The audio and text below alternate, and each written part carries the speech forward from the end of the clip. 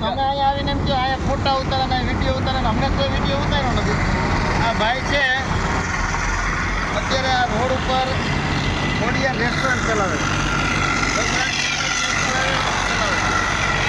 એની પાસે આ અગાઉ કોઈ જાતનું લાયસન્સ નહોતું.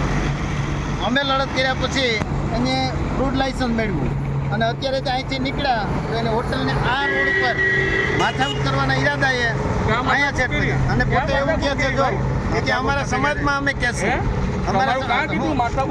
તમે કેમ સમાજમાં કહેશું તમારે કામ મેં કીધું નથી કીધું કીધું તમારી માતાજીના છોકરા કીધું તમારી માતાજીના છોકરા તમે હમણાં કીધું નહીં ભાઈ કે સમાજમાં અમે વાત કરશું. બાંધકામ છે આપણું છે તો બધીનું આપો. મેં તમારે એમ કીધું ભાઈ બધાએ મારે થોડો વાંધો છે પત્રકાર છે તમે મારે તો તમે જો લાયસન્સ વગર હતો તમે લાયસન્સ છે એમને નકામું અમને ખવડાવો છો બધું છે તો મને રોટલો કેવો ખવડાવ્યો મેં તમને રજૂઆત કરી બરાબર. એટલે હવે અમારે ના છૂટકે આ પોતે અમારો વિડીયો ઉતારતા હતા અને કીધું કે અમે સમાજમાં કહીશું તમે બધાયનું કરો મારું એકનું કેમ. એટલે મારે શું કરવું ન કેવું એ બધું કંઈ મારી ઉપરનો કોઈ અધિકારી નથી. એટલે આ ભાઈ છે ગમે ત્યારે મારી સામે માથાકૂટ કરે એવો ડર બી મને સખત દે છે.